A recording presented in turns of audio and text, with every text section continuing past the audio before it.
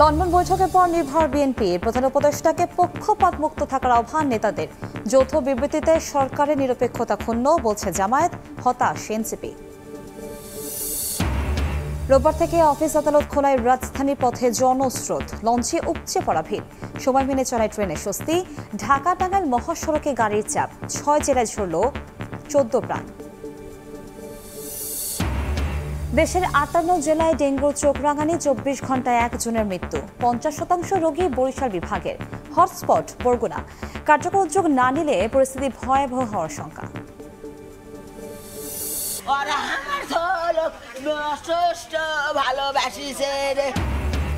School পড়ুয়া মেয়েকে বিয়ে দিতে রাজি না হওয়ায় বাবাকে পিটিয়ে হত্যা। বগুড়া জেলা স্বেচ্ছাসেবক দল নেতাসহ আটক 2। দৃষ্টান্তমূলক বিচার দাবি।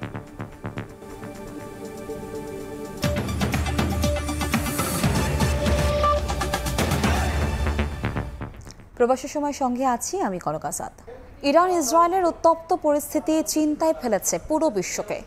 বিশ্লেষকরা বলছেন, নতুন যুদ্ধ শুরু হলে শেয়ার বাজার, বৈদেশিক মুদ্রা বাজার ও ব্যবসা বিনিয়োগে নেতিবাচক প্রভাব পড়বে। বিশেষ করে হরমুজ প্রণালী বন্ধ হলে ঘাটতি দেখা দেবে তেল সরবরাহে, যেটির ভুক্তভোগী হবে বাংলাদেশের মতো উন্নয়নশীল দেশগুলো। হাসান মলির রিপোর্টে বিস্তারিত।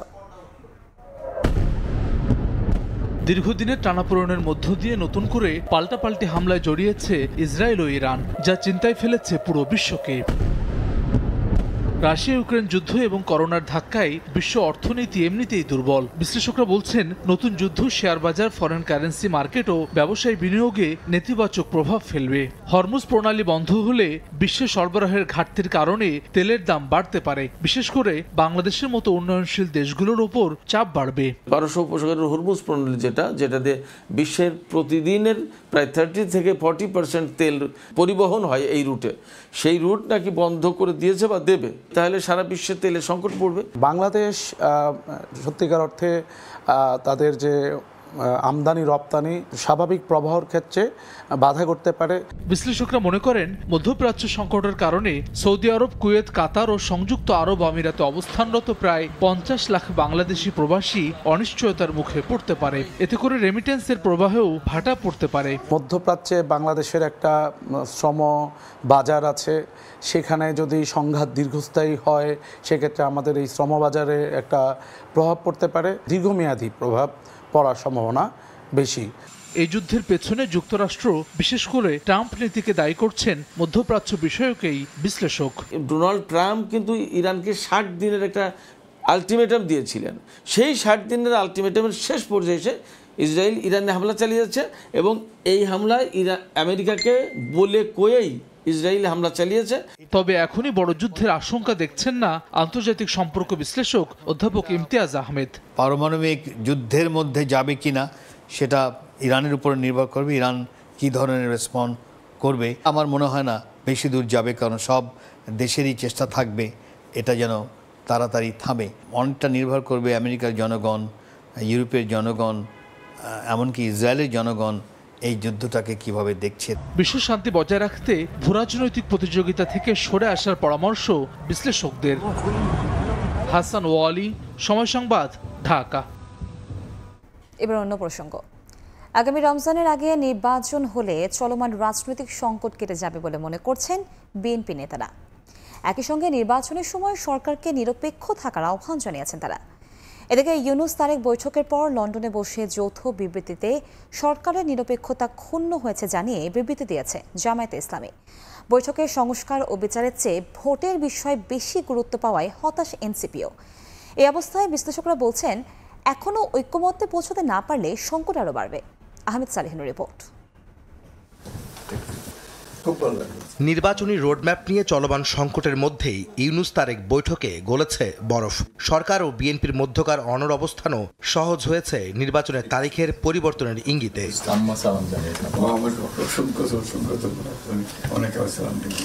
নির্বাচনের সম্ভাব্য তারিখকে অনেকে সাধুবাদ জানালেও জামায়াত ইসলামী ও জাতীয় নাগরিক পার্টি এনসিপি মিশ্র প্রতিক্রিয়া জানিয়েছে। জামায়াত এক বিবৃতিতে বলেছে, যৌথ বিবৃতি মূলত দেশের রাজনৈতিক সংস্কৃতির ব্যত্যয়। একটি দলের ইরানের প্রতি অনুরাগ প্রকাশে ডক্টর ইউনূস তার নিরপেক্ষতা ক্ষুণ্ণ করেছেন। আর এনসিপি বলছে নির্বাচনকে যেভাবে গুরুত্ব দেওয়া হয়েছে তাতে বিচার ও সংস্কারের বিষয়টি প্রাধান্য না পাওয়ায় হতাশ তারা। যেই প্রক্রিয়ায় জিনিসটা অ্যাপ্রোচ করা হচ্ছে এটা রাজনীতির অন্য দলগুলোর সাথে সরকারের পক্ষ থেকে একটা বিমাতাসুলভ আচরণ পরিলক্ষিত হয়েছে। জাতীয় নির্বাচন বিষয়টি কোনো একক ব্যক্তি বা একক দল নয়।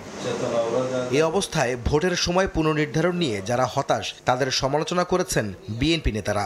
সরকারকে নির্বাচনকালে নিরপেক্ষ থাকারও আহ্বান তাদের।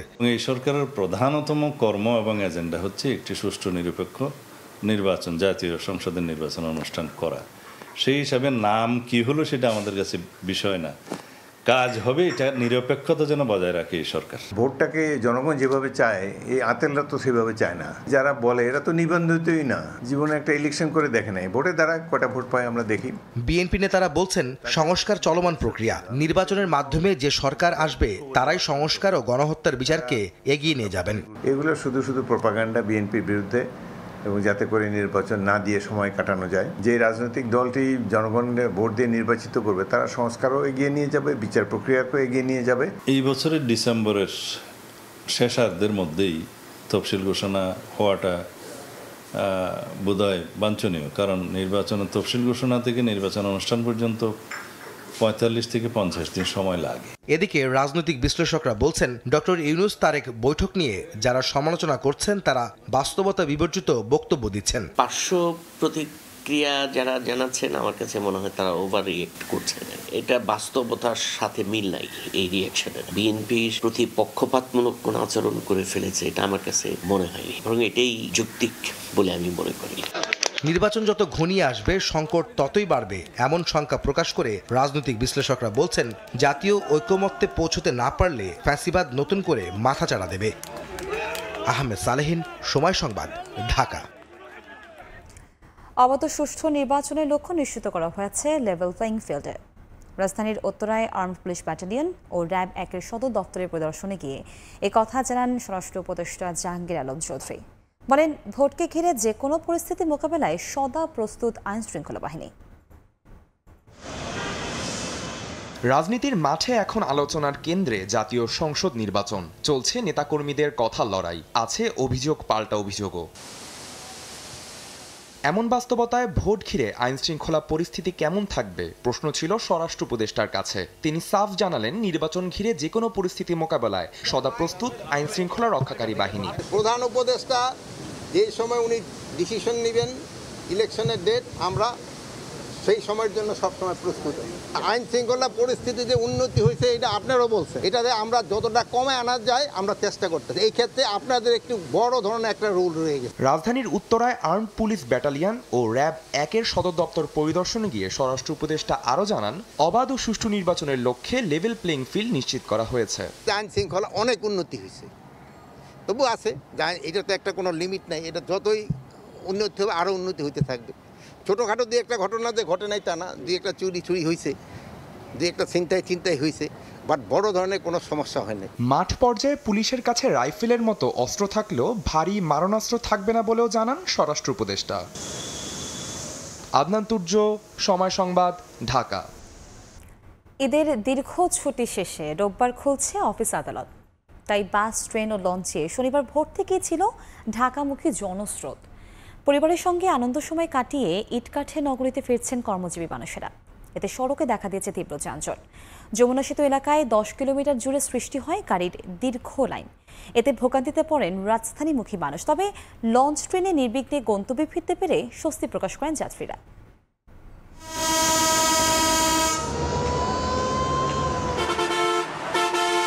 প্রিয়জনের সঙ্গে কাটানো সুখস্মৃতি, ঈদের আনন্দ ফিকে হয়ে আসে কর্মব্যস্ত নগরী ঢাকায় ফেরার পথেই। শনিবার সকাল থেকেই বাস কাউন্টারগুলোতে দেখা যায় যাত্রীদের জটলা। বেলা বাড়ার সঙ্গে সঙ্গে নিজ নিজ গন্তব্যে যেতে কাউন্টারগুলোতে গণপরিবহনের জন্য অপেক্ষমান যাত্রীর সংখ্যাও বাড়তে থাকে। শনিবার ভোর থেকেই যমুনা সেতুর পশ্চিম সংযোগ সড়কে ছিল গাড়ির দীর্ঘ লাইন। এতে প্রায় 10 কিলোমিটার এলাকা জুড়ে সৃষ্টি হয় তীব্র যানজটের। এ সময় অনেকটা থেমে থেমে গাড়ি চলায় দুর্ভোগে পড়েন যাত্রীরা। সেই সঙ্গে তীব্র গরম ভোগান্তি বাড়িয়েছে কয়েক গুণ। প্রচুর জ্যাম, আমি সনকা থেকে জাম ঠেলে আসতেছি। এই বড় দরগা থেকে উঠছি রাত্রে 9টা বাজে, এই পর্যন্ত এখনো পৌঁছায় নাই গাজীপুরে। প্রায় 10 ঘন্টার মতো সময় চলে গেছে অলরেডি। যে পরিস্থিতি দেখা যাইতেছে তাতে দেখা যাইতেছে যে আমার আজকে ঢাকা যাওয়া হবে না। গাড়িও কম এবং ভাড়াও দ্বিগুণ, সিট তো নাই। এদিকে ভিন্ন চিত্র রাজধানীর কমলাপুর রেল স্টেশনে। যাত্রী চাপ থাকলেও নেই ভোগান্তি। সরকারি ছুটি বেশি থাকায় অনেকটা স্বস্তি নিয়ে ঢাকায় ফিরতে পেরে খুশি যাত্রীরা। ঈদটা আলহামদুলিল্লাহ ভালো কাটছে, আর কোনো ভোগান্তি হয় নাই। আমাদের ঈদ উদযাপন খুব সুন্দর হয়েছে। আমরা গ্রামে ঈদ কাটিয়ে তারপরে আমরা টুরিস্টে গেলাম, ঘুরে আসলাম, ঘুরে এখন অনেক ভালো লাগলো। এখন মনে করেন যে যার যার কর্মস্থলে এখন ছুটব। ভার্সিটি খুলে গেছে, ক্লাস শুরু, পড়াশোনা শুরু, আবার ব্যস্তময় জীবন শুরু আর কি। একই চিত্র সদরঘাট লঞ্চ টার্মিনালেও। দীর্ঘ ছুটির শেষ দিনে রাজধানীমুখী যাত্রীদের ভিড় থাকলেও ভোগান্তি না থাকায় স্বস্তির প্রকাশ করেন যাত্রীরা। তবে ভোগান্তিহীন যাত্রা শেষে সড়কে উঠতেই যানজটে পড়েন যাত্রীরা। সদরঘাট থেকে তাঁতিবাজার পর্যন্ত পুরো এলাকায় 2 ঘন্টারও বেশি সময় ধরে থাকে যানজট। ভিড়ও কম, আমরা সেফলি এসেছি, আবার সেফলি যাচ্ছি। কোনো হয়রানির ভিতরে ভোগান্তি পড়ে না, আলহামদুলিল্লাহ খুব ভালোভাবে আসছে আমরা। দীর্ঘ এই লম্বা ছুটিতে ঈদ আনন্দকে অবশ্যই বাড়িয়ে দিয়েছে। এত মানুষের চাপের কারণে 1 থেকে 1.5 ঘন্টা লাগতেছে এখানে আসার জন্য। ঈদুল আজহার লম্বা ছুটি শেষে 15 জুন থেকে আনুষ্ঠানিকভাবে চালু হচ্ছে অফিস আদালত। আবু সাইদ নিশান, সময় সংবাদ, ঢাকা। লাফিয়ে বাড়ছে ডেঙ্গু, ছড়িয়েছে দেশের 58 জেলায়। বরিশালের বরগুনা হয়ে উঠেছে রেড জোন। দেশের চলতি বছর এ পর্যন্ত ডেঙ্গুতে আক্রান্ত হয়ে হাসপাতালে ভর্তি হয়েছে 5570 জন, যার প্রায় 50%ই বরিশাল বিভাগে। তবে মৃত্যুর সংখ্যায় এগিয়ে ঢাকা। গত 24 ঘন্টায় ডেঙ্গু আক্রান্ত হয়ে 1 জনের মৃত্যু হয়েছে। বিশেষজ্ঞরা বলছেন, সারা দেশে মশা নিধন কার্যক্রম সঠিকভাবে পরিচালনা না করলে ভয়াবহ রূপ নিতে পারে অন্যান্য জেলায়ও।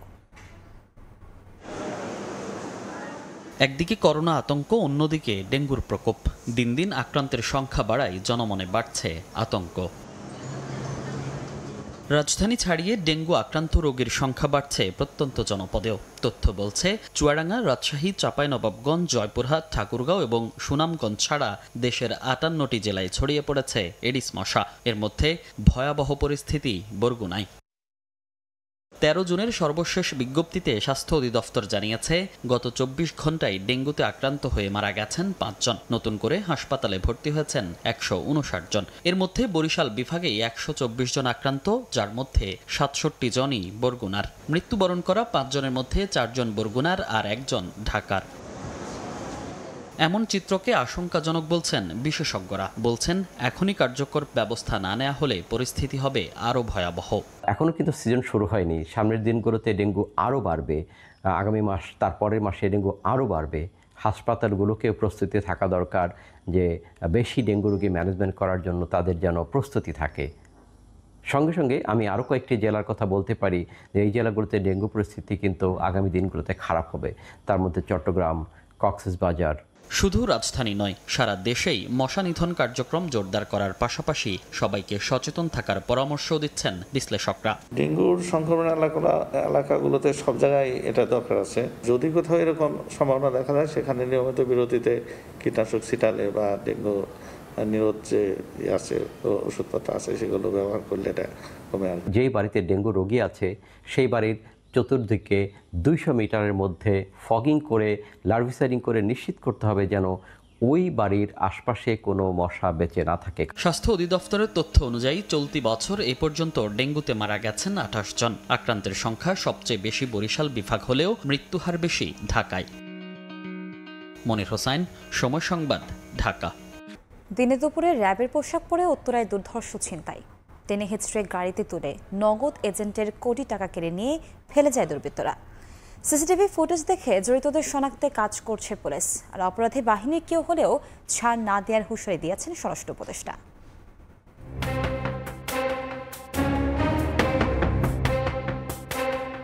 শনিবার সকাল 9টা রাজধানীর উত্তরার 13 নম্বর সেক্টরের 12 নম্বর রোড। সিসিটিভি ক্যামেরায় স্পষ্ট র্যাবের জ্যাকেট পরিহিত 3 ব্যক্তি একজনকে জোর করে নিয়ে যাচ্ছেন একটি মাইক্রোবাসের দিকে। এরপর সেই ব্যক্তিকে তুলে নিয়ে রওনা দেয় মাইক্রোবাসটি।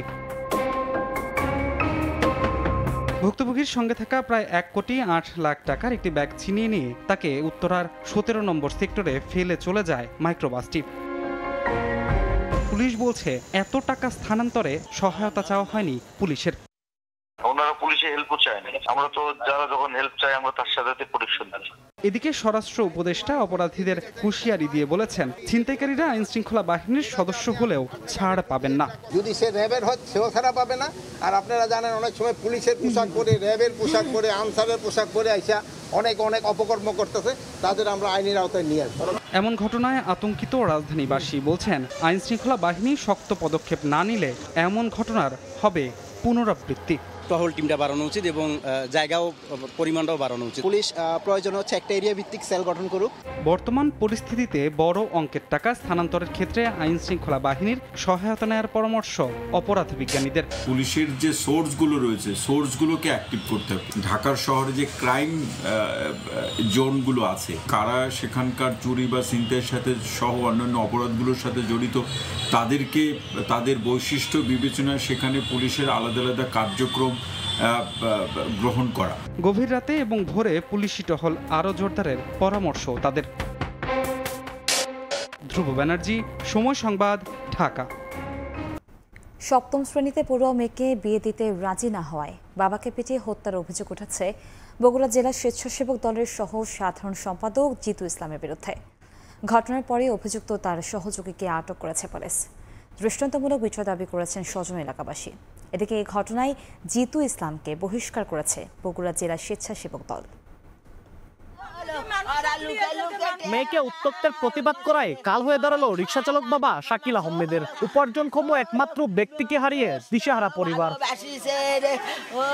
স্বজনরা জানান, একই এলাকার বাসিন্দা জেলা স্বেচ্ছাসেবক দলের সহ সাধারণ সম্পাদক জিতু ইসলাম প্রতিবেশী শাকিলের সপ্তম শ্রেণী পড়ুয়া মেয়েকে সম্প্রতি বিয়ের প্রস্তাব দেন। মাদক কারবারে যুক্ত থাকায় মাঝ বয়সী জিতুর সঙ্গে নাবালক মেয়ের বিয়ে দিতে রাজি হননি শাকিল। শনিবার সকালে বাড়ি থেকে কাজে বের হওয়ার সময় জিতু আবারও রিকশা চালক শাকিলের পথরোধ করে। এ নিয়ে কথা কাটাকাটির এক পর্যায়ে শাকিলকে মারধর করে জিতু। দ্বিতীয় দফায় দুপুরে বাসায় গিয়ে শাকিলকে তুলে করতোয়া নদীর তীরে নিয়ে আবারও বেধড়ক পেটানো হয়। মুমূর্ষু অবস্থায় থেকে হাসপাতালে ভর্তি করে জিতু ও তার লোকজন। সন্ধ্যায় সেখানে মারা যান শাকিল। ওরা আমাদেরকে বলে যায় যে ওকে মারবে না, কিছু বলবে না, ওকে জিজ্ঞাসা করে ছেড়ে দেবে। দল বল অনেক কিছু নোক নিয়ে আসি এক তুলি নিয়ে গেছে, নিয়ে যা মারতে মারতে মারে ফেল দিছে। চাঁদাবাজ নিশাখোর যাকে বলে, ওনাকে ভয়েতে কেউ কোনো কিছু বলতো না, বললেই বলতো আমি পুলিশকে ভয় পাই না, আমি 14 বছর জেল খাটে আছি। ওর যত চ্যাংরা প্যাংরা ছিল সবাই মিলে ওকে গণধুলাই দিয়েছে। মার খাইয়ে আমার ভাই পিছন দিয়ে নদী পার হয়ে আমার বাসা আমাদের ওখানে আসে বলতিছে বোন আমাকে বাসা। আমার বেটা কি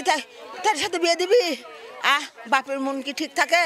আমার তাও চল, নিরীহ চল, কারো মায়ের বুক খালি করবে নাকি? বিচারটা যদি ভালোভাবে হয় না, মায়ের বুক খালি হয়ে গেছে, তাদেরও সেই রকম বিচার করা লাগবে। পুলিশ বলছে হত্যাকাণ্ডের ঘটনায় জড়িত মূলত সহ 2 জনকে আটক করা হয়েছে। অলরেডি ঘটনার সাথে জড়িত 2 জনকে গ্রেপ্তার করেছে, জিতুকেও গ্রেপ্তার করতে সক্ষম হয়েছে। আর বিষয়টি নিয়ে আমরা তদন্ত করছি, আর এর সাথে যারা যারা জড়িত সকলকে আমরা গ্রেপ্তার করতে সক্ষম হব। আটক স্বেচ্ছাসেবক দল নেতা জিতুর বিরুদ্ধে হত্যা, ডাকাতি ও মাদক সহ 5টি মামলা রয়েছে।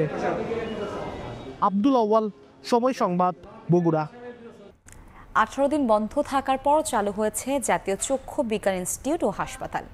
দীর্ঘ সময় চিকিৎসা না পাওয়ায় অনেক রোগীর সমস্যা আরও জটিল হয়েছে। এছাড়া এখনও অস্ত্রোপচার শুরু না হওয়ায় দুশ্চিন্তা কাটছে না। আর একই পরীক্ষা বারবার করানোয় ভোগান্তিতে পড়তে হচ্ছে রোগীদের। ঢাকার দোহারের নান্নু মিয়া, চোখে আঘাত পাওয়া এই রোগী জাতীয় চক্ষু বিজ্ঞান ইনস্টিটিউট ও হাসপাতালে চিকিৎসা না পেয়ে অসহ্য যন্ত্রণায় কাটিয়েছেন 18 দিন। ব্যথা করছে, কান্না করতে হয়েছে, কি সম্পূর্ণ মাথা সহ ব্যথা করে। ব্যথাটা হলো আমার এই চোখের পুতুলের ভিতরে রক্ত জমে গেছিল। নান্নু মিয়ার মতো অনেকেই বারবার হাসপাতালে এসে হতাশ হয়ে ফিরে গেছেন। চিকিৎসা না পেয়ে সমস্যা আরো জটিল হয়েছে তাদের। 2 দিন এসে ঘুরে গেছি, আবার ক্ষতি হয়েছে, অনেক কষ্ট হয়েছে, আবার ক্ষতিও হয়েছে। মনে করেন যে আমরা ওষুধ পানি পাই নাই। অচল অবস্থা কাটিয়ে শনিবার চালু হয় দেশের একমাত্র বিশেষায়িত এই চক্ষু হাসপাতাল। সকাল থেকেই লাইন ধরে টিকিট কেটে সেবা নেন রোগীরা। 15টার দিকে আসছি, আমার এই 1টার সময় শেষ হলো, 4 ঘন্টারও বেশি। তো হিউজ প্রেশার ছিল পেশেন্টের। তবে অস্ত্রোপচারের রোগীদের এখনো থাকতে হচ্ছে অপেক্ষায়। বারবার পরীক্ষা করাতে গিয়ে গুনতে হচ্ছে বাড়তি অর্থ। 30 তারিখে পরীক্ষা নিরীক্ষা সবকিছু করে গেছি, পরে আইসাই আন্দোলনের জন্য আইসা দেখছি গেট আটকানো। আজকে আবার আসলাম, আসার পরে যে আগে যে পরীক্ষা নিরীক্ষা করছি এগুলি সব আবার এখন আবার নতুন করে করতে হয়েছে। আমাকে বললো কি যে 1 মাস পরে আসেন, যদি আপনার অপারেশন লাগে আমরা পরীক্ষা করে দেখব তারপরে, কিন্তু পরীক্ষাটা তো আজকে এখনই করা যেত তৎক্ষণাৎ। হাসপাতাল পরিচালক জানালেন, রোগীদের সেবা দেওয়ার পাশাপাশি ডাক্তার ও সহযোগীদের নিরাপত্তা নিশ্চিতে সর্বোচ্চ চেষ্টা চলছে। সব রকম সেবা নিয়েই আমরা হাসপাতালটা চালু করতে পেরেছি। হাসপাতালে আইন শৃঙ্খলা পরিস্থিতি অবনতির আশঙ্কায় বাড়ানো হয়েছে নিরাপত্তা। পুলিশ জানায়, যাচাই বাছাই করে প্রকৃত রোগীদেরই ঢুকতে দেওয়া হচ্ছে। আমাদের কাছে এরকম তথ্য রয়েছে যে এখানে আইন শৃঙ্খলা বিঘ্নিত হতে পারে, সেই তথ্যের ভিত্তিতেই আমরা এখানে ফোর্স বাড়িয়েছি।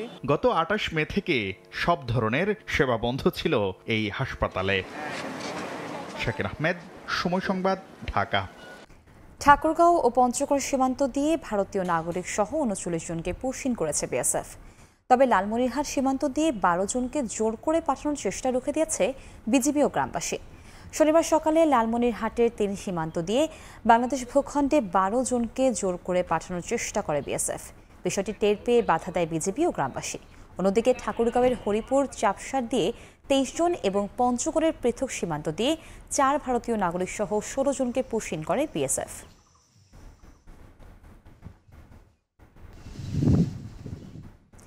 পর্যটক বান্ধব পরিবেশ তৈরির লক্ষ্যে সিলেটের কোনো পাথর কোয়ারির লিজ দেওয়া হবে না বলে জানিয়েছেন পরিবেশ উপদেষ্টা সৈয়দা রিজওয়ানা হাসান।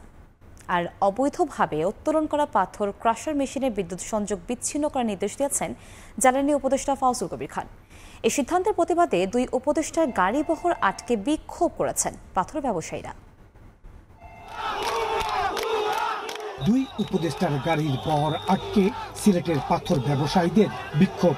কোয়ারি লিজ দেওয়া হবে না, এই সিদ্ধান্তের প্রতিবাদে সড়ক অবরোধ করেন তারা। পরে পুলিশি তৎপরতায় শান্ত হয় পরিস্থিতি। এর আগে পর্যটন কেন্দ্র জাফলং পরিদর্শন করেন বন ও পরিবেশ উপদেষ্টা সৈয়দা রিজওয়ানা হাসান এবং জ্বালানি উপদেষ্টা অধ্যাপক মোহাম্মদ ফাইজুল কবির খান। এ সময় পরিবেশ উপদেষ্টা জানান, পর্যটকদের টানতে পাথর কোয়ারিগুলো পর্যটক বান্ধব হিসেবে গড়ে তোলা হবে। শ্রমিকদের জন্য ব্যবস্থা করা হবে বিকল্প কর্মসংস্থান, নেওয়া হবে মহাপরিকল্পনাও।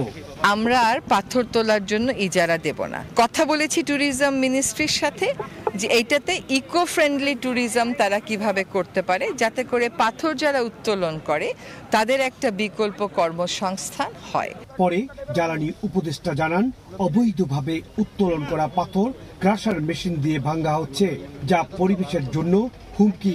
তাই ক্রাশার মেশিনের বিদ্যুৎ সংযোগ বিচ্ছিন্ন করার নির্দেশ দেন তিনি। আপাতত আমরা এখান থেকে কোনো পাথর উত্তোলন হবে না, এই সিদ্ধান্ত আমরা দিয়েছি। ক্রাশারগুলো আছে এগুলোকে দেখাতে সরাতে হবে, এগুলোর বিদ্যুৎ বিচ্ছিন্ন করে দেব এবং এগুলোকে যেটা বললাম যে এখান থেকে সরানোর জন্য ডিভিশনাল কমিশনারকেও বলা হয়েছে এবং এই যে জেলা প্রশাসককেও বলা হয়েছে। জাফলংয়ের পর্যটন অবকাঠামো উন্নয়নের প্রতিশ্রুতিও দেন অন্তর্বর্তী সরকারের 2 উপদেষ্টা। ইকরামুল কবির, সময় সংবাদ, সিলেট। গাজীপুরের শ্রীপুরে ছাঁটাইয়ের প্রতিবাদে বিক্ষোভ করেছেন একটি কারখানা শ্রমিকরা। ঘটনাস্থল থেকে 45 জনকে আটক করা হয়েছে। প্রত্যক্ষদর্শী ও আন্দোলনকারীরা জানান, গত 4 জুন 10 শ্রমিককে ছাঁটাই করে ডিজাইনটেক্স নেটওয়ার কারখানা কর্তৃপক্ষ। এদের ছুটির পর শনিবার সকালে কারখানায় ফিরে ছাঁটাইয়ের প্রতিবাদে মূল ফটকে তালা ঝুলিয়ে বিক্ষোভ শুরু হয়। শনিবার দুপুরে কারখানার গেট ভেঙে ভেতরে প্রবেশ করে আন্দোলনরত শ্রমিকদের বাইরে বের করে দেয় যৌথ বাহিনী। সে সময় সেনাবাহিনী ও পুলিশকে লক্ষ্য করে ইট পাটকেল ছোড়েন বিক্ষুব্ধরা।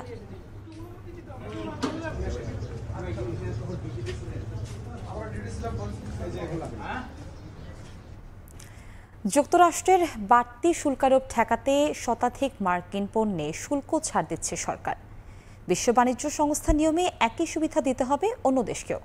সিপিটি বলছে, শীর্ষ 3 মার্কিন পণ্যে শূন্য শুল্কের সুবিধা অন্য দেশকেও দেয়া হলে বছরে 2000 কোটি টাকার বেশি রাজস্ব হারাবে সরকার। আর্থিক ক্ষতি এড়াতে ট্রাম্প প্রশাসনের সঙ্গে মুক্ত বাণিজ্য চুক্তিতে জোর দেওয়ার পরামর্শ অর্থনীতিবিদদের। শুভ খানের রিপোর্ট। 2024 সালে সর্ববৃহৎ রফতানি বাজার যুক্তরাষ্ট্রে প্রায় $840 কোটি পণ্য রফতানি করেছে বাংলাদেশ, যার মধ্যে তৈরি পোশাক থেকেই এসেছে $734 কোটি।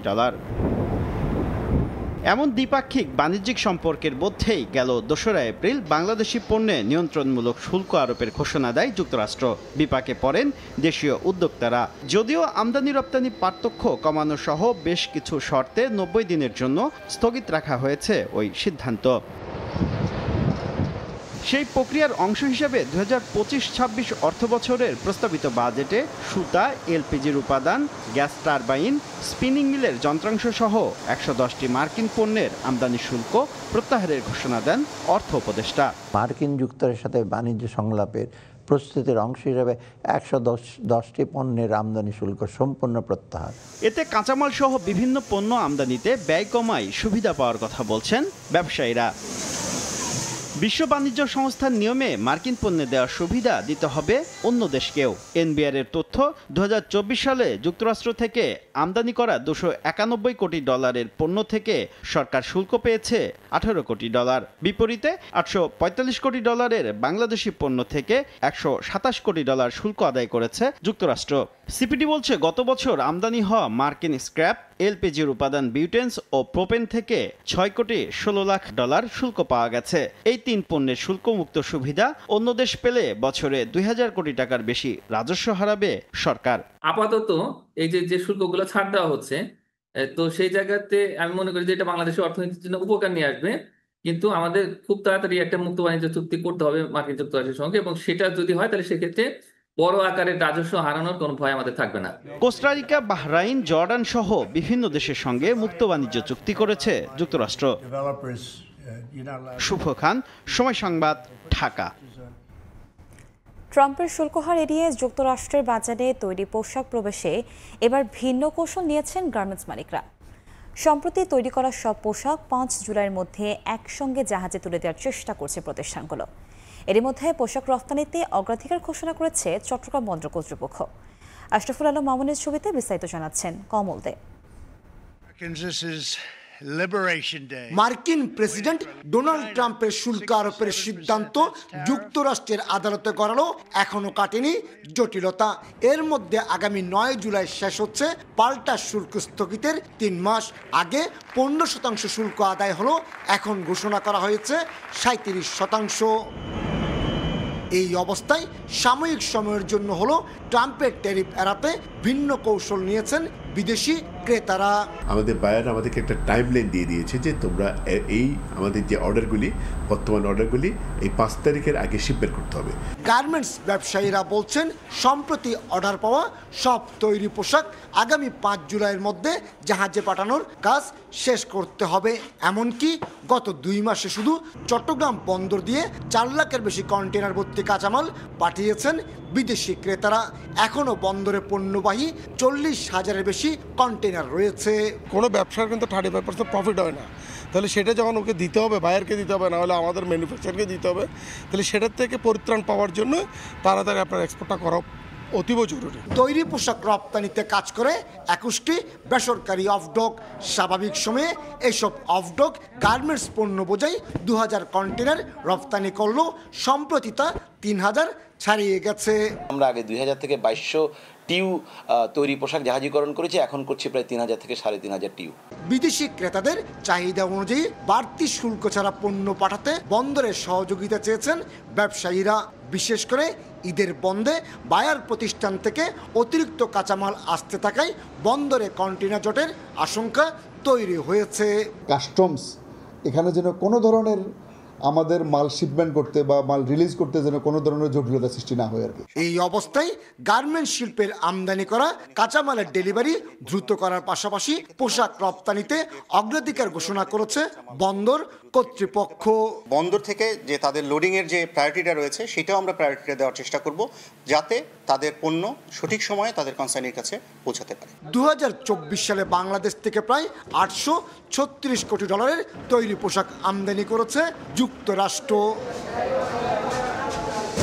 আমদানি করা কাঁচামাল যেমন সরাসরি চলে যাচ্ছে গার্মেন্টস কারখানায়, ঠিক তেমনি প্রস্তুতকৃত তৈরি পোশাক অফডক হয়ে উড়ে যাচ্ছে কন্টেনারে, আর এসব কন্টেনার পাঠিয়ে দেওয়া হচ্ছে জাহাজে করে গন্তব্যে। চট্টগ্রামের এসআক ডিপো থেকে কমল দে, সময় সংবাদ। কক্সবাজারের উখিয়া ও টেকনাফের আশ্রয় শিবিরগুলোতে হুমকির মুখে রোহিঙ্গা শিশুদের শিক্ষা। এর মধ্যে অনির্দিষ্টকালের জন্য বন্ধ হয়েছে ক্যাম্পের সব শিক্ষা কার্যক্রম। ইউনিসেফ তহবিল সংকট বলেও হঠাৎ করে একযোগে ছাঁটাই করা স্থানীয় শিক্ষকদের দাবি, এর পেছনে ষড়যন্ত্র রয়েছে। এমন প্রেক্ষাপটে ন্যায্যতার ভিত্তিতে সমস্যার সমাধান চায় শরণার্থী ত্রাণ ও প্রত্যাবাসন কমিশন। মোহাম্মদ ফরাজের ক্যামেরায় বিস্তারিত জানাচ্ছেন সুজাউদ্দিন রুবেল। তহবিল সংকটে হঠাৎ একযুগে 1179 জন স্থানীয় শিক্ষককে চাকরি থেকে ছাঁটাই করা হয়। এতে কক্সবাজারের উখিয়া ও টেকনাফের আশ্রয় শিবিরে বন্ধ হয়ে গেছে ইউনিসেফ ও সেভ দ্য চিলড্রেনের অর্থায়নে পরিচালিত সব শিক্ষা কার্যক্রম। পড়াশোনা থেকে ছিটকে পড়েছে 2,30,000-এর বেশি রোহিঙ্গা শিশু। ইউনিসেফ আগেই সতর্ক করেছিল ক্যাম্প ভিত্তিক শিক্ষা কার্যক্রম মারাত্মক অর্থ সংকটে রয়েছে। রোহিঙ্গা শিশুদের পড়াশোনা বন্ধ হয়ে গেলে অপরাধে জড়িয়ে পড়ার আশঙ্কাও উড়িয়ে দিচ্ছেন না অভিভাবক ও রোহিঙ্গা শিক্ষকরা। স্কুল ধরি বন্ধ ভূমিকা বন্ধ যেটিগুলি আরাতুন পয়েন্ট সাফ করে বরবাদ দেবে। যদি স্কুল খোলা থাকে হলে মা বাবা স্কুল আমাদের পয়েন্টিং করা দিয়ে হলে মগর আর মা বাবা তো কোনো চিন্তা না থাকে। রোহিঙ্গা আশ্রয় শিবিরে বর্তমানে শিক্ষার উপযোগী শিশু রয়েছে প্রায় 4 লাখ। এসব শিশুর শিক্ষাদানে নিয়োজিত 8,000-এর মতো শিক্ষকের মধ্যে প্রায় 3,000-ই স্থানীয় শিক্ষক। তাদের ছাঁটাই করে রোহিঙ্গা শিক্ষকদের বহাল রাখা হয়েছে। ছাঁটাই করা স্থানীয় শিক্ষকরা দাবি করছেন এর পেছনে ষড়যন্ত্র রয়েছে।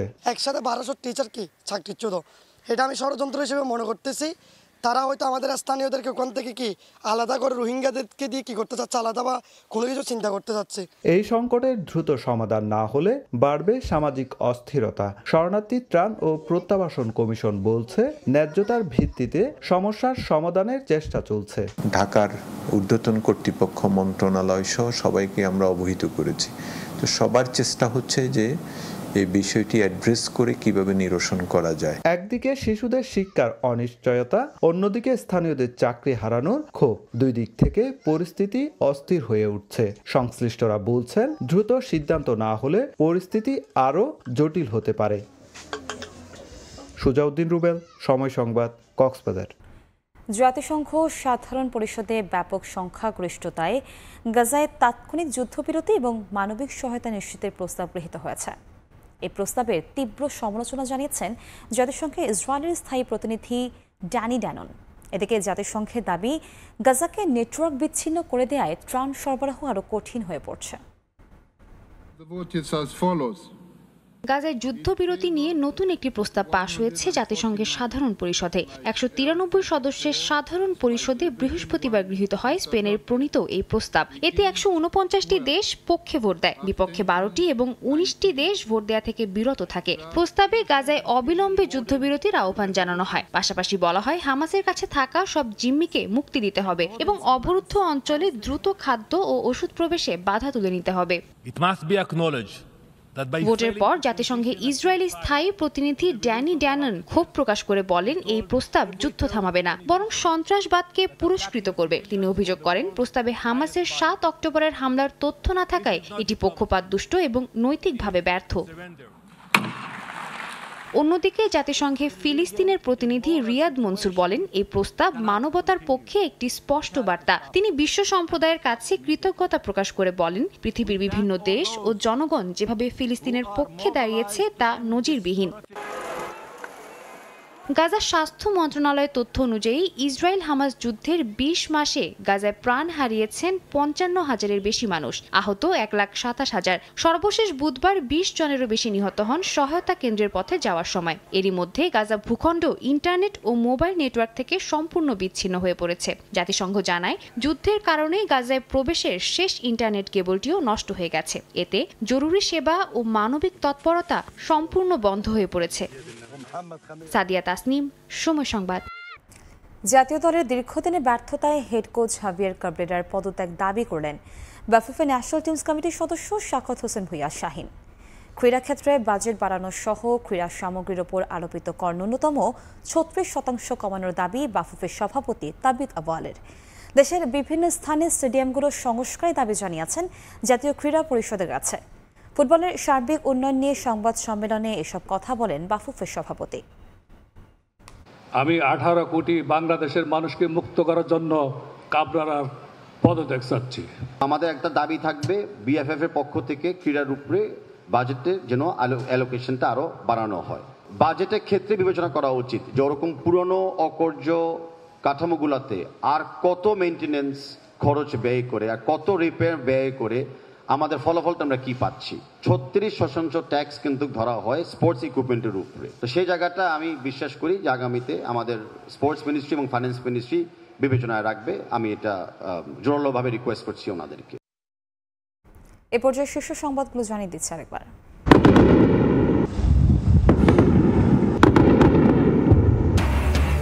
তেহরান সহ ইরানের বিভিন্ন শহরে ইসরায়েলের হামলা। আগামী কয়েক ঘন্টার মধ্যে বড় পরিসরে আক্রমণের ঘোষণা ইরানের। সংঘাতের প্রভাব পড়তে পারে বাংলাদেশেও।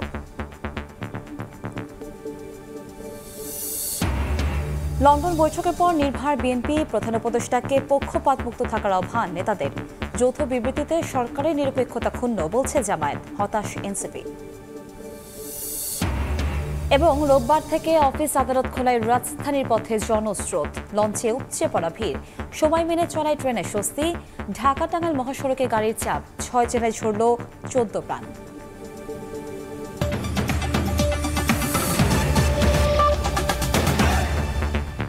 এ ছিল প্রবাসী সময়। সঙ্গে থাকুন সময়ের।